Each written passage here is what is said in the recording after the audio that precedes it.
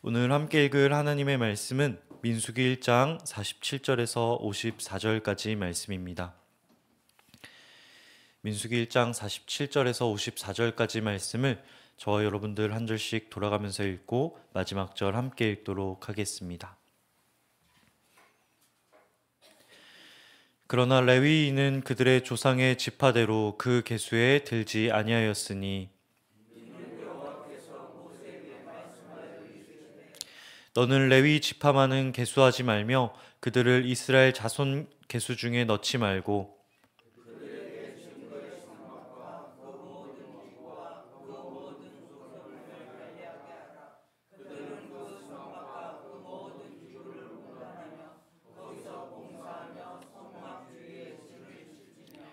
성막을 운반할 때에는 레위인이 그것을 걷고 성막을 세울 때에는 레위인이 그것을 세울 것이요 외인이 가까이 오면 죽일지며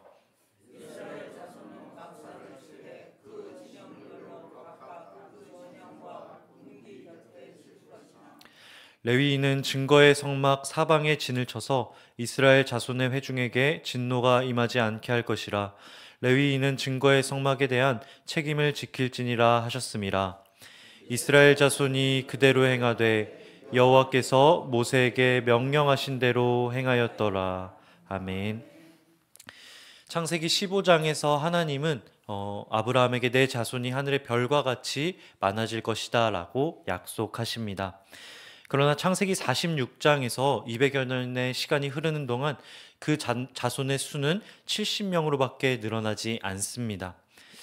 그런데 어제 본 민수기 1장 말씀에서는 뭐라고 말씀하십니까? 싸움에 나갈 남자만 60만 명이 되었다라고 이야기하고 있습니다. 싸움에 나갈 남자만 그러니 나머지 인원까지 합치면 훨씬 더 많았다라고 하는 것이죠. 창세기 46장에서 민수기 1장에 이르기까지 430년의 시간이 흐르는 동안 마침내 하나님의 약속이 이루어지는 것을 보게 됩니다. 물론 그 과정이 쉽지는 않습니다. 이들의 숫자가 결코 안락한 환경에서 늘어나지는 않습니다. 저희가 잘 아는 것처럼 출애굽기 1장에서 바로는 이스라엘 자손이 많아지는 것을 두려워하여 그들을 노예로 삼아요. 강제로 노동을 시킵니다. 나아가 갓 태어난 이스라엘 남자아이를 모두 죽이라는 명령을 내립니다. 모든 게 갖춰진 현대에도 출산율이 낮아지는 것을 막는 게 어려운데 눈에 보이는 게 불리한 출애굽기 1장에서 이스라엘 백성들은 이렇게 되었다고 이야기합니다. 그들이 학대를 받을수록 더욱 번성하여 퍼져나가니 눈에 보이는 상황과 조건만 보면 이들은 점점 사라져야 돼요. 멸절돼도 이상하지 않습니다. 그러나 성경은 그렇지 않았다라고 이야기를 합니다. 눈에 보이는 환경과 조건이 그들의 흥망성쇠를 결정하지 못했다라고 이야기합니다. 이스라엘이 강성해질 수 있었던 이유가 어디에 있습니까? 눈에 보이는 조건이 좋아서 그렇지 않았다라고 하는 거예요. 그들의 눈물을 기억하시며 아브라함과 야곱과 이삭에게 하신 그 약속을 기억하신 하나님 때문이었다라고 하는 것이죠. 때론 우리의 삶에도 눈에 보이는 환경과 조건이 불리할 때가 있습니다. 과연 역전할 수 있을까라는 생각이 들 때가 있어요. 그러나 중요한 것은 그게 아니라고 하는 것이죠. 중요한 것은 무엇입니까? 우리의 기도에 언제나 귀를 기울여 주시는 하나님. 고통스러워하는 이스라엘의 기도를 듣고 수백 년이 지난 후에도 약속을 잊지 않으시고 이루어 가시는 그 하나님의 손길이 눈에 보이는 환경을 압도하더라는 것입니다. 오늘 그 하나님께 부르짖는 시간 되길 소망합니다. 우리의 기도를 들으시며 우리의 작은 신음까지 놓치지 않으시는 그 주님께 우리 마음속에 있는 모든 것을 내려놓고 나아가는 시간 되시길 주님의 이름으로 간절히 축복합니다. 어제 말씀에서 저희는 하나님의 명령에 따라 이스라엘 지파의 계수가 이루어지는 것을 보았습니다. 그런데 주목할 것이 있습니다. 거기에 빠진 지파가 있었다라고 하는 거예요. 어떤 지파냐? 바로 오늘 말씀에 나온 레위인들입니다. 이에 대해 50절 말씀은 이렇게 이야기합니다. 그들에게 증거의 성막과 그 모든 기구와 그 모든 부속품을 관리하게 하라. 그들은 그 성막과 그 모든 기구를 운반하며 거기서 봉사하며 성막 주위에 진을 칠지며. 우리는 종종 어떤 사람들이 다른 사람들과 구별되는 모습을 보게 될 때가 있습니다. 운동선수는 많은 사람들의 환호를 받고 대통령 국가의 지도자라는 호칭과 함께 많은 사람들의 존경을 받아요. 그러나 그들이 그 위치에 오르기까지 감당해야 할 몫이 있습니다. 혹독한 연습과 철저한 관리가 있어야 된다라고 하는 것이죠. 그들은 언제나 무거운 부담을 안고 살아가야 됩니다. 이와 같이 구별됨에는 특권과 함께 막중한 책임이 따라야 된다라고 하는 것이죠. 오늘 말씀에서도 하나님은 특정인들을 구분하십니다. 하나님은 레위인들을 다른 지파들과 구분하십니다. 그들은 다른 지파들과 달리 군사적 임무에서 배제되게 됩니다. 그들은 전쟁을 위한 무기를 들지 않아도 된다라고 하는 거예요. 다른 지파 사람들이 이렇게 생각할 수 있지 않겠습니까? 우리도 같은 남자인데 왜 쟤네는 무거운 것을 들지 않는 것일까? 똑같이 광야를 행군하는데 왜 쟤는 더 가벼운 성막을 들고 이동하는 것일까? 그러나 성경은 그들이 단순히 편한 일을 맡은 것이 아니라고 이야기합니다. 오히려 그들이 막중한 책임을 지고 있는 자들이라고 이야기하고 있어요. 오늘 말씀 1장 53절입니다. 레위인은 증거의 성막 사방에 진을 쳐서 이스라엘 자손의 회중에게 진노가 임하지 않게 할 것이라. 레위인은 증거의 성막에 대한 책임을 지킬지니라 하셨습니다. 53절에 나타난 레위인의 임무는 크게 두 가지입니다. 먼저 성막 사방에 진을 쳐서 하나님의 진노로부터 이스라엘 백성을 보호하는 일이에요. 그리고 성막을 보호하고 관리하는 것, 이것이 바로 레위인들이 감당해야 할 책임입니다. 이것이 이루어지지 않을 시 일어나는 일에 대해 민수기 3장 38절은 이렇게 이야기합니다.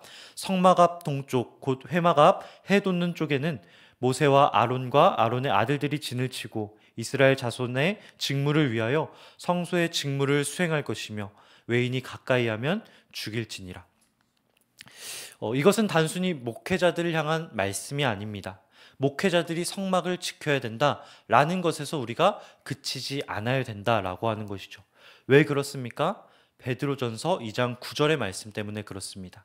저희 이 말씀 함께 읽도록 하겠습니다. 그러나 너희는 택하신 족속이요 왕같은 제사장들이요 거룩한 나라요 그의 소유가 된 백성이니 이는 너희를 어두운 데서 불러내어 그의 기이한 빛에 들어가게 하신 이의 아름다운 덕을 선포하게 하려 하심이라. 아멘. 우리는 쉽게 목사를 제사장으로 생각합니다. 레위인으로 생각해요. 눈에 보기에 영적인 일을 한다고 판단하기 때문에 그렇습니다. 여러분, 그러나 성경은 그렇게 이야기하지 않아요. 성경은 이렇게 이야기합니다. 너희 모두가 택하신 족속이요 왕같은 제사장들이라. 너희 모두가 거룩한 나라요 그의 소유된 백성이라고 말씀하십니다. 어떤 학자도 베드로전서의 이 말씀이 목사에게 전달된 편지라고 이야기하지 않아요. 초대교회 모든 성도들에게 전달된 편지라고 이야기합니다. 다시 말해 성막을 지키라는 오늘 이 하나님의 말씀은 특정 인물을 향한 하나님의 명령이 아니라고 하는 것이죠. 저와 여러분 모두를 향한 하나님의 부르심이라고 하는 것입니다. 어둠에서 부르심을 받은 모든 사람에게 주신 하나님의 명령이라고 하는 것이죠. 저와 여러분이 하나님의 구원받은 백성으로 살고 있다라고 한다면 누구도 예외 없이 레위인의 명령을 따라야 된다라고 하는 것입니다. 그들이 지켜야 할 성막은 어떤 곳입니까? 그 성막이 어떤 곳이기 때문에 그렇게 철저하게 그곳을 지켜야 할까요? 출애굽기 25장 8절은 이렇게 이야기합니다. 내가 그들 중에 거할 성소를 그들이 나를 위하여 짓되. 그리고 출애굽기 40장입니다. 구름이 회막에 덮이고 여호와의 영광이 성막에 충만하매 모세가 회막에 들어갈 수 없었으니 이는 구름이 회막 위에 덮이고 여호와의 영광이 성막에 충만함이었으며. 출애굽기가 말하는 성막은 어떤 곳입니까? 단순히 제사가 이루어지는 곳이 아닙니다. 그런 장소를 넘어서 하나님이 임재하시는 곳이에요. 이들에게 성막은 하나님의 영광이 임하는 곳입니다. 그분이 우리와 함께 하신다라는 것을 그 성막을 통해 알 수 있었다라고 하는 거예요. 다시 말해 하나님의 구원받은 백성은 이것을 지켜야 된다라고 하는 것입니다. 하나님과의 관계, 하나님이 우리와 함께 하신다는 그 임재의 의미를 우리가 지켜나가야 된다라고 하는 것이죠.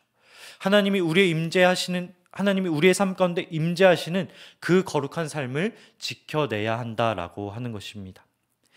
여러분, 그 성막을 지키기 위해 어떤 무기를 들고 계십니까? 하나님이 거하시는 거룩한 처소, 하나님은 저와 여러분들이 하나님의 거룩한 성전이라고 말씀하십니다. 다시 말해 저와 여러분의 그 삶이 하나님 임하시기에 거룩한 장소가 되어야 된다라고 하는 것이죠. 그 영혼을 지키기 위해, 하나님이 임하실 그 성전을 지키기 위해 여러분들은 무엇을 하고 계십니까? 어떤 무기를 들고 계십니까? 예배와 기도, 말씀 묵상이라는 그 무기가 녹슬진 않았습니까? 하나님의 임재의 처소인 우리의 마음이 결코 녹슬지 않는 저와 여러분 되시길 주님의 이름으로 간절히 축복합니다. 말씀을 맺도록 하겠습니다. 어제 함께 본 민수기 1장 4절의 말씀은 부름받은 이스라엘의 백성의 삶이 전쟁이다라고 이야기를 하고 있어요. 그런데 주목할 것이 있습니다. 무엇을 지키기 위한 전쟁입니까? 그들이 그렇게 숫자를 세고 무기를 들고 무장한 이유는 다른 데 있지 않다라고 하는 거예요. 그들의 목적이 단순히 그들의 재산을 지키거나 더 많은 땅을 얻는 데 있지 않았다라고 하는 것입니다. 그들이 무기를 든 이유가 무엇입니까? 그들 중심에 계신 하나님의 임재를 놓치지 않기 위해, 그 하나님의 가득한 임재를 계속해서 지켜나가기 위해서였다라고 하는 것이죠. 오늘 저와 여러분은 무엇을 지키면서 살아가고 계십니까? 무엇을 우리 마음 중심에 두고 살아가고 계십니까? 저와 여러분이 정말 구원받은 레위인이라고 한다면 우리가 무기를 들고 지켜나가야 될 것은 정해져 있습니다. 잠언 4장 23절의 말씀입니다. 무릇 지킬 만한 것 중에 더욱 내 마음을 지키라. 생명의 근원이 이에서 남이라 라고 말씀하고 계십니다. 우리의 생명의 근원은 다른 데 있지 않습니다. 우리의 기쁨의 근원은 다른 데 있지 않습니다. 저와 여러분의 마음 가운데 있는 줄 믿습니다. 오직 그곳에 하나님이 임재해 계실 때에만 우리가 기뻐할 수 있는 줄 믿습니다. 그렇기 때문에 성막을 지키기 위한 무기를 드는 저와 여러분 되길 소망합니다. 말씀의 무기, 기도의 무기를 놓치지 않길 소망합니다. 우리가 말씀과 기도를 붙잡고 나아갈 때에 오래전 광야에서 하나님이 그러셨던 것처럼, 이스라엘 백성들에게 그러셨던 것처럼 불기둥과 구름기둥으로 우리의 삶을 인도하실 줄 믿습니다. 기도하겠습니다. 사랑해 주님 감사합니다. 오늘도 우리 가운데 함께하여 주시며 임재하여 주시니 감사드립니다. 광야에서 이스라엘 백성과 함께 하셨던 것처럼 오늘 기도하며 나아가는 주의 백성들의 삶 가운데도 주님의 영광으로 함께하여 주옵소서.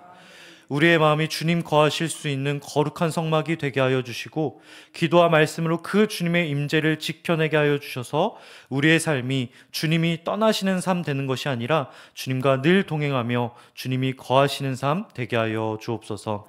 감사드리며 이 모든 말씀 우리 주 예수 그리스도의 이름으로 기도드립니다. 아멘.